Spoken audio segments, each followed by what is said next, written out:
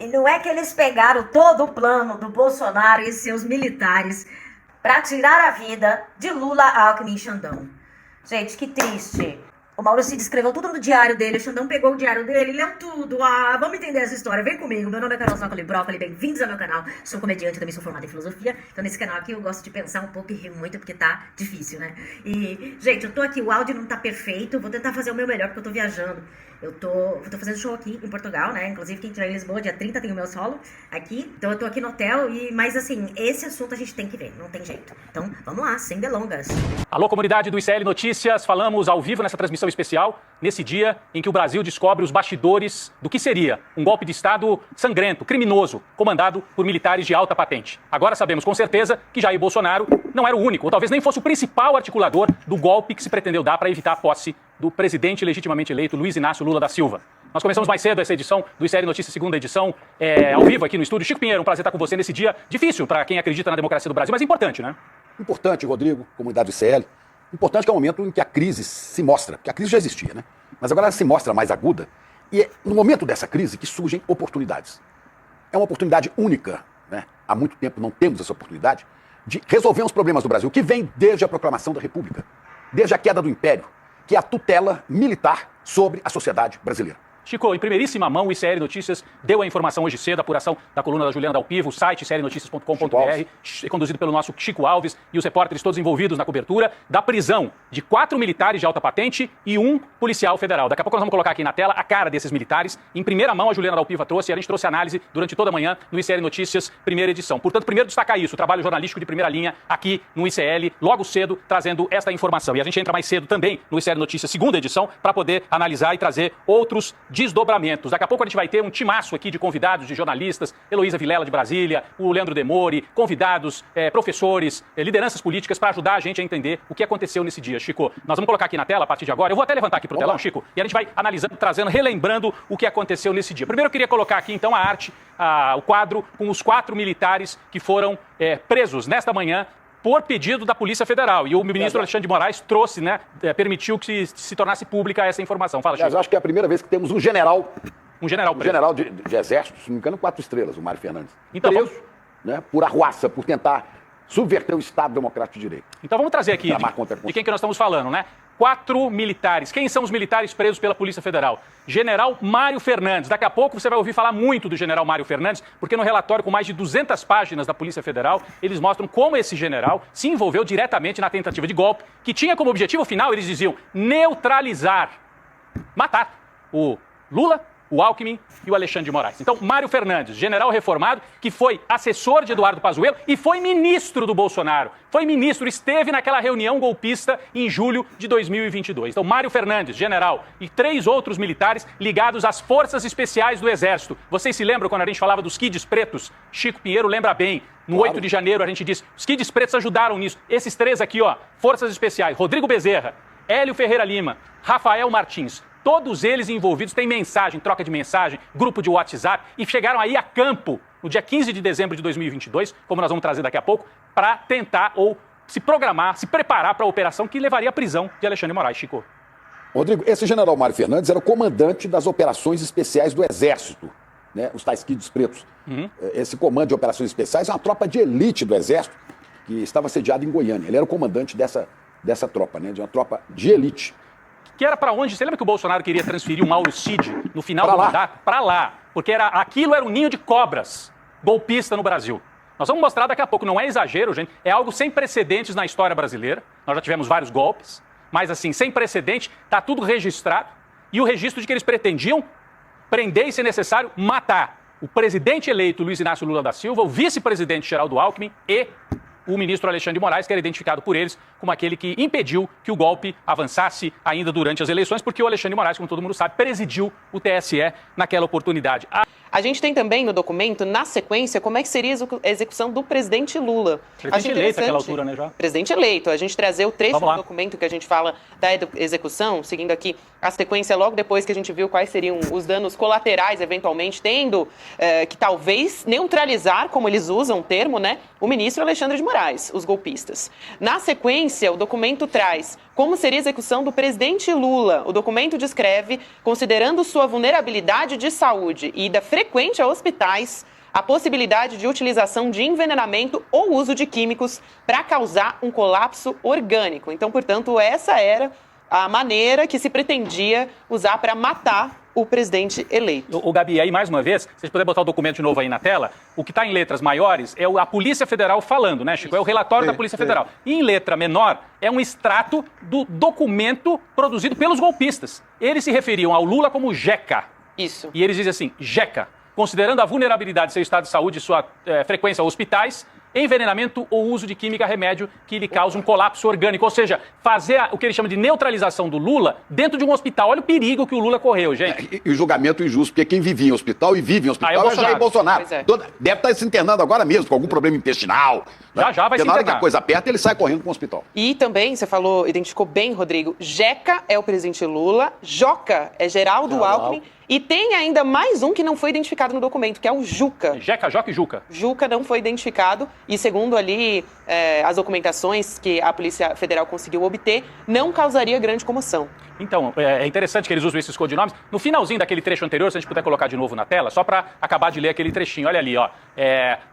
Para neutralizar o Lula, eles queriam usar, imagine só, Chico Sá, produtos químicos, algum tipo de remédio ou veneno dentro de um hospital. E com isso, dizem, segue aqui o texto, ó, abalaria toda a chapa vencedora, colocando-a, dependendo da interpretação da lei eleitoral ou da manobra conduzida pelos três poderes, sob a tutela principal do PSDB. Porque daí eles estão imaginando, mata o Lula e joga o poder na mão do Alckmin. Mas depois eles falam em eliminar o próprio Alckmin, né? Exatamente. E o Alckmin que já era do PSB. Quem? O Aécio? Pois é. O Alckmin que já era do PSB, mas eles se referem, na cabeça deles, o Alckmin ainda está no PSDB.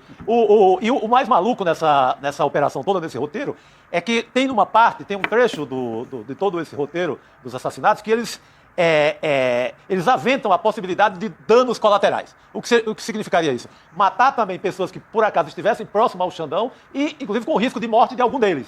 Dos próprios militares. Dos próprios militares. Então, estava nesse cálculo, inclusive, ou seja, era uma operação, como eles chamam, especial e totalmente dentro das características dos Kids Pretos, que é, inclusive, a possibilidade de morte de um deles. Eles sabem que corre esse risco. Sim.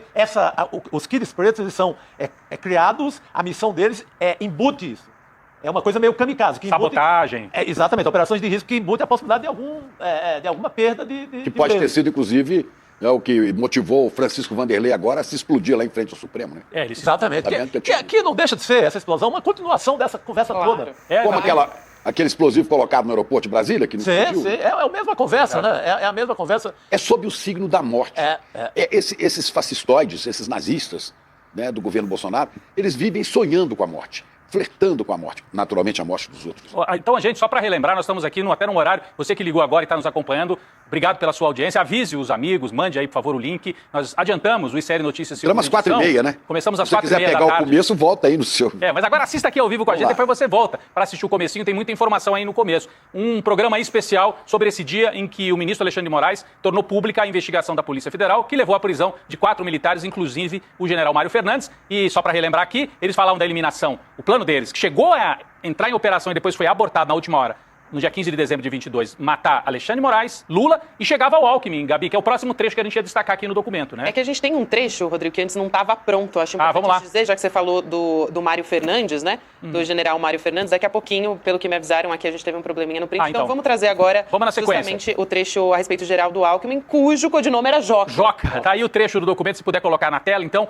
como é que eles previam e o que eles, como é que eles avaliavam a eventual eliminação, como eles dizem, ou neutralização de Geraldo Alckmin. Olha ali, ó. Relatório da Polícia Federal de hoje. O codinome Joca, por sua vez, é uma referência ao citado vice-presidente Geraldo Alckmin. Isso porque o texto aponta que na inviabilidade do primeiro eleito, ou seja, Lula, sua neutralização extinguiria a chapa vencedora. Como além do presidente, a chapa vencedora é composta, obviamente, pelo vice, é somente na hipótese de eliminação de Geraldo Alckmin que a chapa vencedora estaria extinta. Joca, né? Aí o documento dos golpistas, Chico. É interessante isso, né? Porque é uma versão golpista do quem assume é o Aécio, mas nesse caso quem assume é quem dá o golpe, né? Exatamente. Porque mata-se o presidente eleito e o vice-presidente eleito. Exatamente, a eliminação da chapa inteira. E do grande obstáculo de tudo que era o Alexandre de Moraes.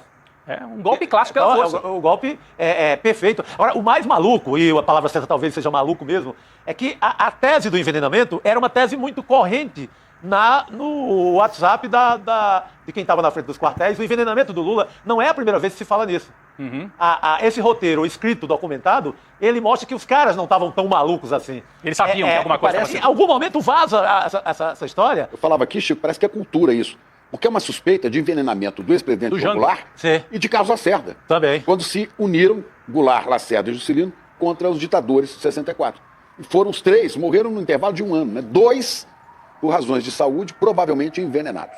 Que loucura. E a tese, assim, o Lula estava com problema na garganta. Então a tese deles é que qualquer notícia de morte do Lula seria associado ao problema na garganta, que teria sido retomado. Suposta fragilidade. Ele já tinha problema de saúde mesmo. Mas a narrativa, como eles dizem, já tinha problema de saúde mesmo, dá uma entrada no hospital e está resolvida a parada. Era assim que eles iam lidar com a história, Gabi. Agora a gente tem aquele print que eu prometi quando a gente estava falando a respeito do Braga Neto.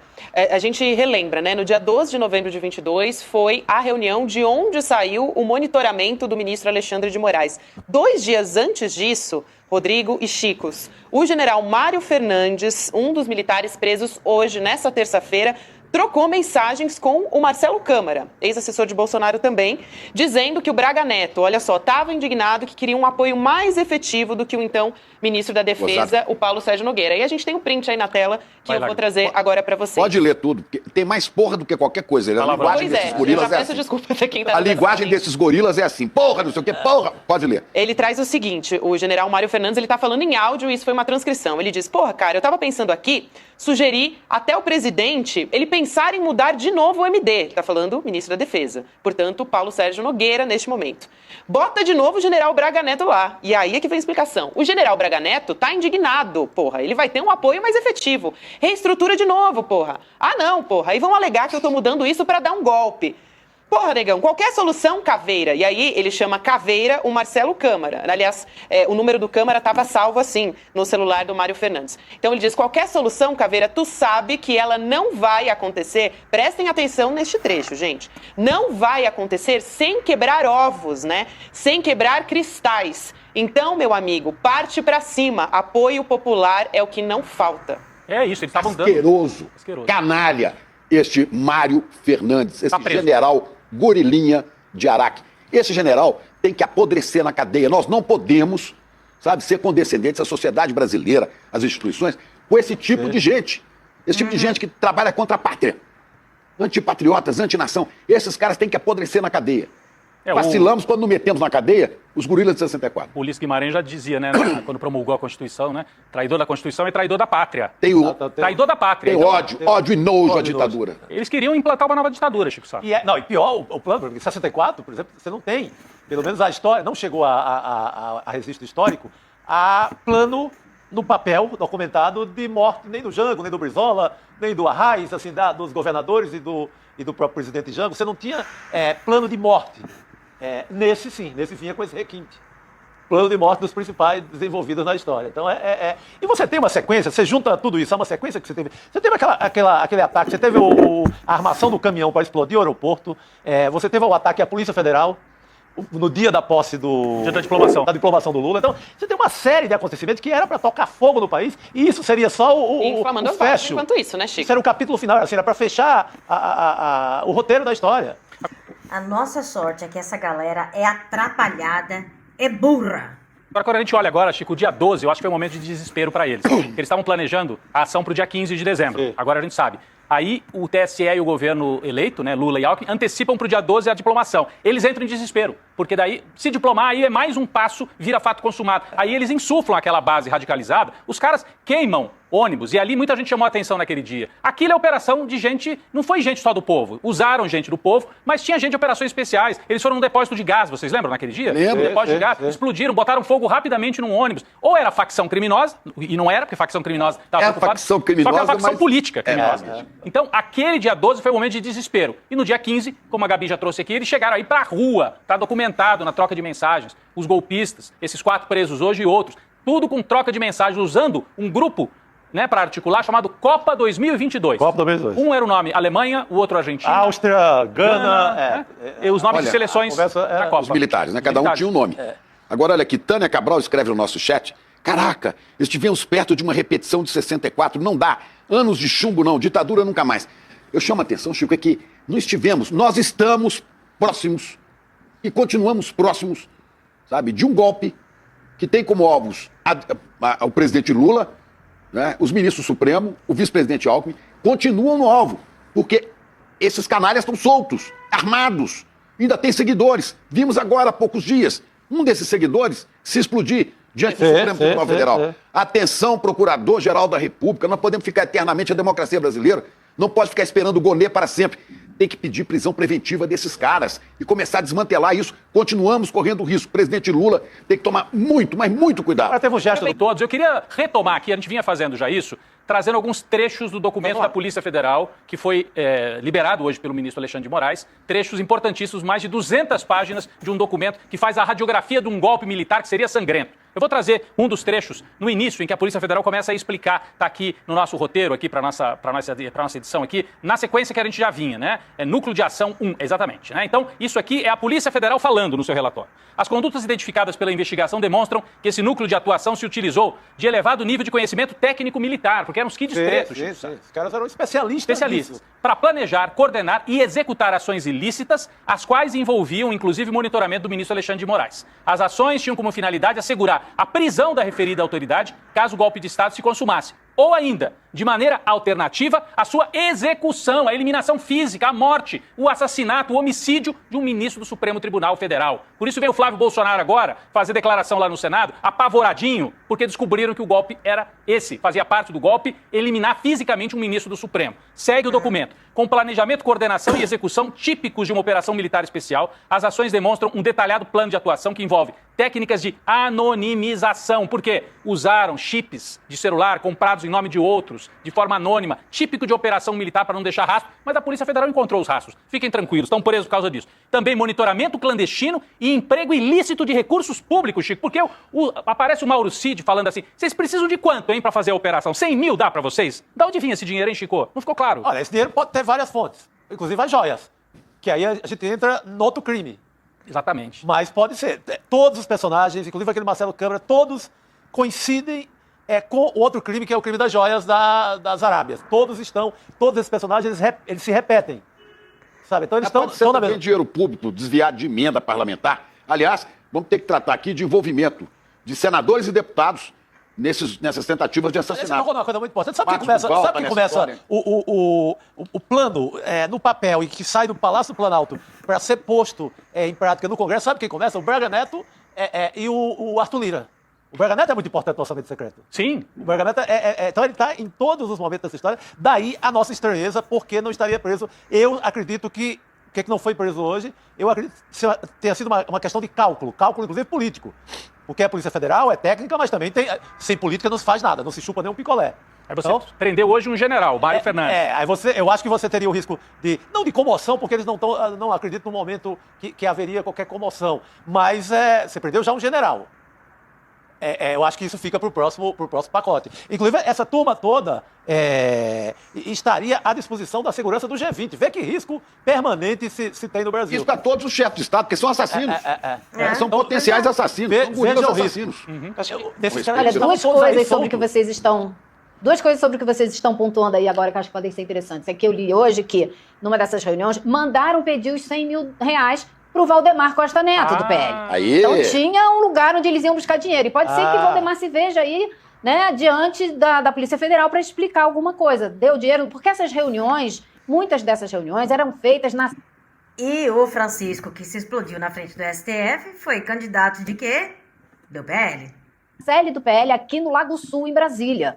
Então, assim, a vinculação com o PL pode existir, ainda não existem essas provas. Outra coisa importante, na coluna da Juliana Dalpiva, publicada hoje, agora de tarde, ela fala, gente, calma com o Braga Neto, que ele verá a hora dele também. A hora vai Braga chegar. Neto será indiciado, vai chegar, terá que chegar. Mas não pode ficar solto, Elô. Braga Neto não pode, ficar será solto. indiciado, não pode. Ele é um assassino em potencial.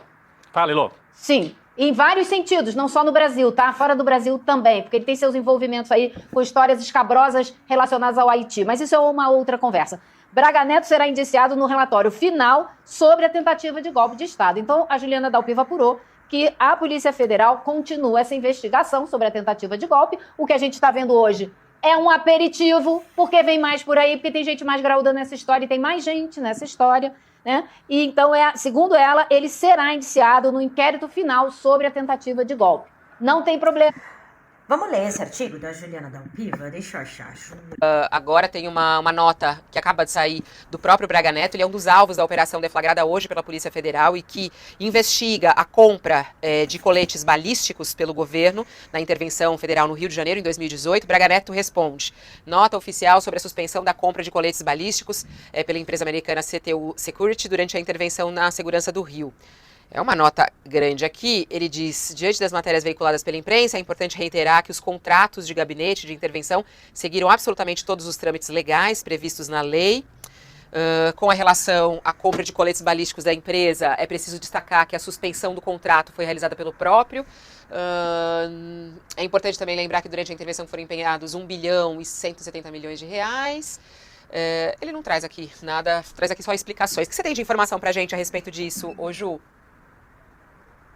Só para dar um básico aqui, né, a investigação está apurando crimes de patrocínio de contratação indevida, dispensa ilegal de licitação, corrupção ativa e passiva e organização criminosa que teria sido praticada por servidores públicos federais na contratação de uma empresa americana chamada CTU Security LLC.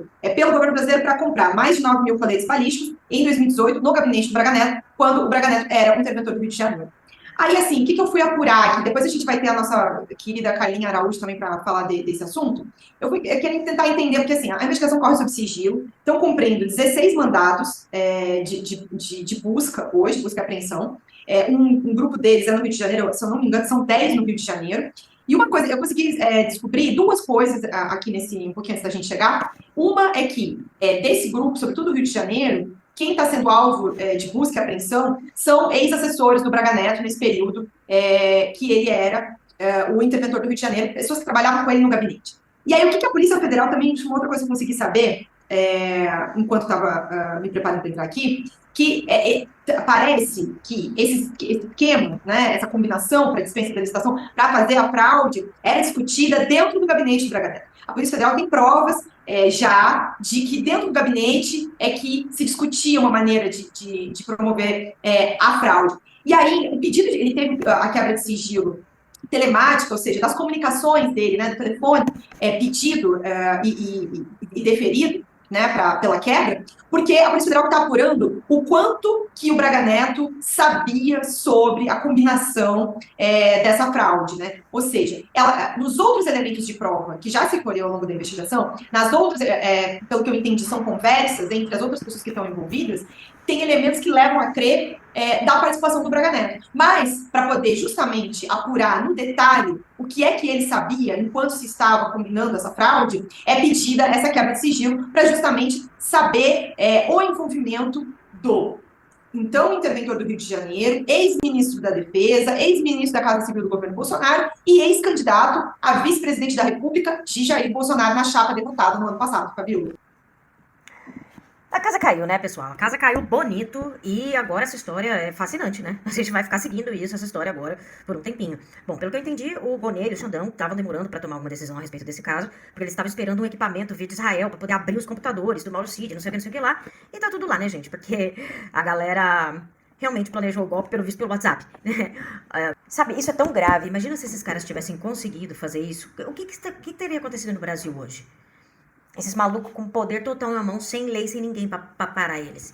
O que você acha que vai acontecer? Fala pra mim aqui nos comentários. Meu nome é Carol Zócoli Brócoli. Se você quiser aprender a fazer stand-up, eu tenho um curso online na Hotmart e o link tá na descrição.